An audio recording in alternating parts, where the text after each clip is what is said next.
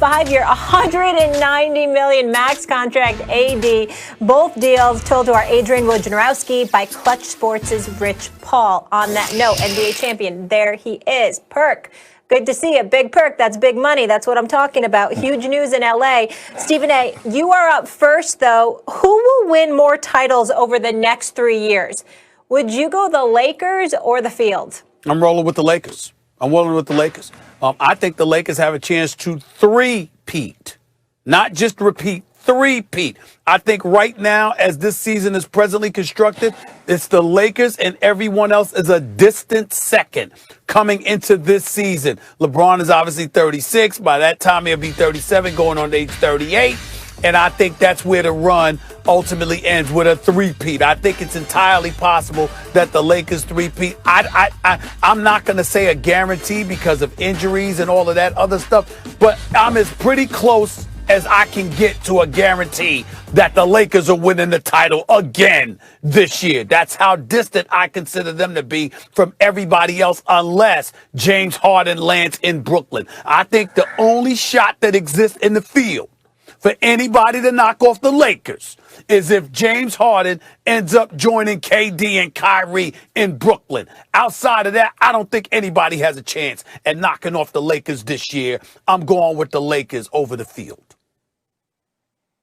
Well, I agree with you, the Lakers over the Field this year, Stephen A. And believe it or not, when I handed in my Knicks fan card, when I moved to L.A. to do afternoon drive there, I lived there for 6 years. When you I betrayed became New the York? thing I always wanted to be my whole life. Yeah. That's right, a Lakers fan.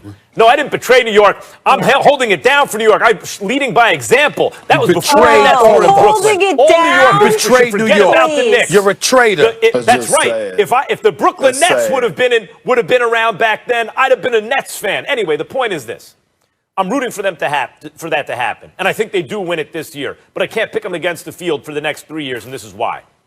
LeBron James will be 36, turning 37. He'll be 37, turning 38 the year after.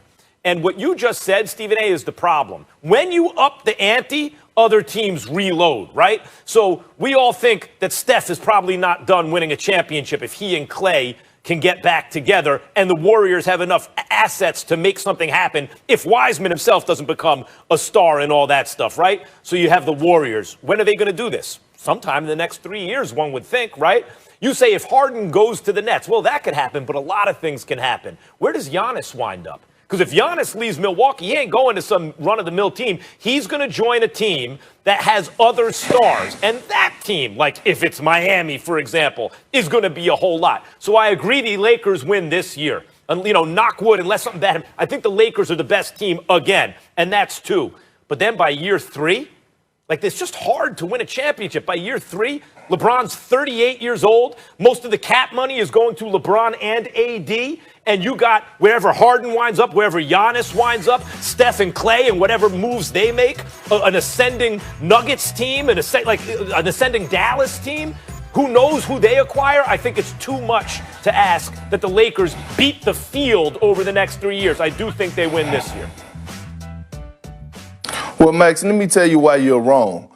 First of all, the Lakers are the NBA champions. With that being said, I would think all the other 29 teams will act aggressively in free agency and win the battle. But guess who won the battle in free agency? The Los Angeles Lakers. They upgraded. They got rid of salary and upgraded at different positions. They got rid of Danny Green and got Wesley Matthews. By the way, Danny Green, I love him to death, who was making $15 a year, and you signed Wesley Matthews at $3.6 million, and then you go and steal Montrezl Harrell, which I said time and time again from the Clippers, the Sixth Man of the Year candidate, and then you trade and you get the run-up for the Sixth Man of the Candidate of the Year and Dennis Schroeder. And what I'm saying is, yes, you have LeBron James. Yes, you have Anthony Davis. But guess what? We're leaving out one particular name, and that's Rob Pelinka. I have full trust in Rob Pelinka, and he hasn't steered me wrong yet. Just because of what he did in this free agency. He went in there with a Mamba mentality. He went in there aggressive. He said, we're not satisfied. So with that being said, at the rate that he's going, if he continue to do this year after year in free agency, I could see the Lakers going on the three-peat like Stephen A. Smith said, because guess what? In a couple of years, it's going to be bigger free agents that come up on the market. And right now, what made me realize this is that Montrezl Harrell went to the Lakers. So what that tells me is that the Los Angeles Lakers are eye candy to the rest of the NBA, and guys are willing to come there and partner up to be in Los Angeles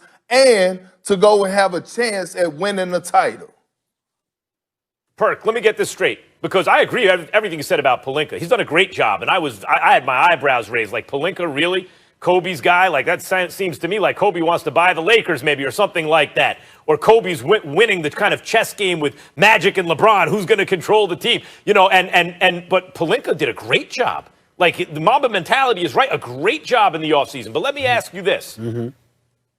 Next 3 years, if the Lakers win 2, that means they beat the field. So there's only one championship now for everyone else to go around. That includes the Warriors when Klay gets back and everything they might do. That includes wherever James Harden goes, including probably Brooklyn, Stephen A. That includes Philadelphia with Simmons and Embiid. Or what if Harden winds up in Philadelphia call me when it happens. with Daryl Morey as GM? That includes wherever Giannis goes, including Miami. You see Pat Riley with his team sitting around for the next 3 years, not sniffing a championship. I'm just saying the field is a lot. Well, let me respond. First of all, you almost shouldn't be allowed to talk about this. Number one, you didn't mention one word about Kawhi Leonard. You didn't mention one word about Kawhi, your best player in the world. Didn't mention one word about him. You want to hide from the camera and get Max? You feel free. I mean, want to hide from the camera again like you did yesterday? You could, Max. You could, because you didn't even mention Kawhi, not one time. That's number one. That's a Paul George issue.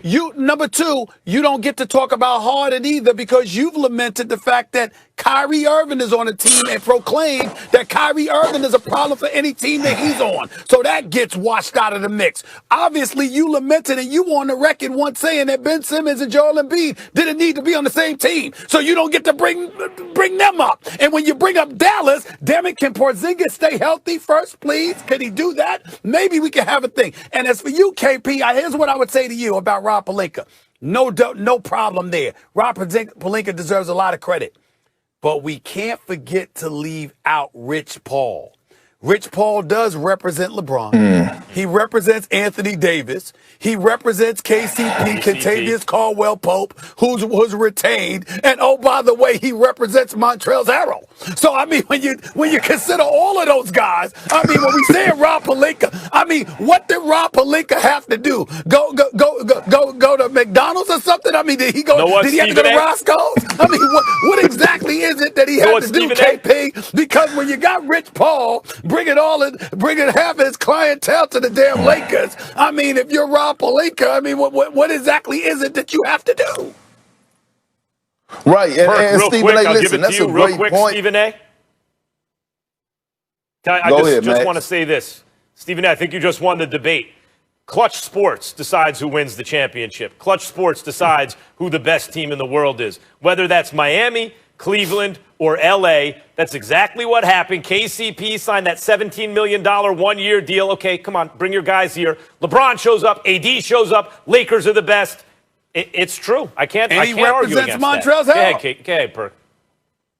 Yeah. Well, with that being said, guess what? Clutch Sports represent about 50% of the league, and it's only going to get bigger. Guys are going to continue to go to Clutch Sports. With that being said, you're going to have guys like Bradley Beal that's going to be on the free agent market. And right now, what we're witnessing, although you may say, oh, the Lakers don't have the cap space, they might not have the room to sign a Bradley Beal. Well, what I've noticed, everyone has been talking about, oh, this offseason, there's not going to be a lot of money to be issued out. Not in Los Angeles. They have the Brinks truck, the Loomis truck, and the Dunlap truck pulling up down there at the Staples Center. So what that goes to tell me is that Jenny Buss is not afraid to spend top dollar to make sure that they deliver championships in Los Angeles. Kendrick, I know you can appreciate the point. I know you can appreciate the point that I'm about to make, Kendrick, because it's very important to you. I know it's very important to me.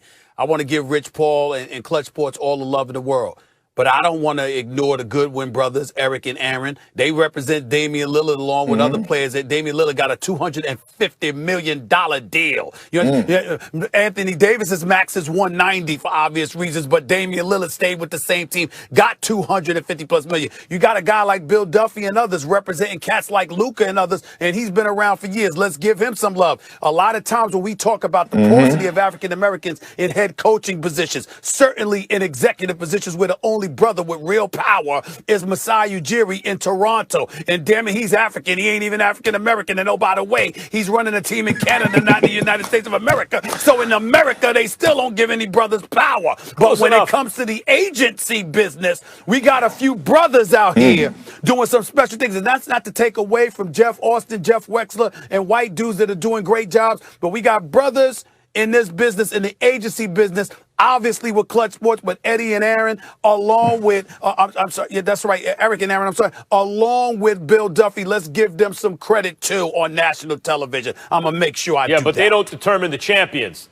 In this particular that's all good that they don't have that. LeBron. Good, shout them out. I'm just saying, Clutch Sports determines who wins the championship. Well, you did Clutch say, Sports, like, when you did say if there was a threat, Max, it would be Luka, did you not?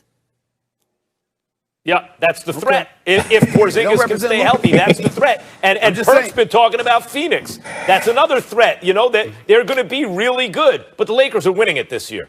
Lakers are winning it this year, and they want it, and it's because, you know, these are Clutch Sports clients. Let's be honest. That's the best argument you can make. I have no answer for that. If Clutch is gonna prop up the Lakers are going to win. Well, with all due respect, I actually don't believe that there's many things that I say that you can argue with, Max. But that's just me. That's just me. You know what I'm saying? You finally won an argument. Be happy. Take the W. I know you're not used to it. Oh, my gosh. All right. Let's leave it there. Maybe Clutch wants to represent television hosts, too.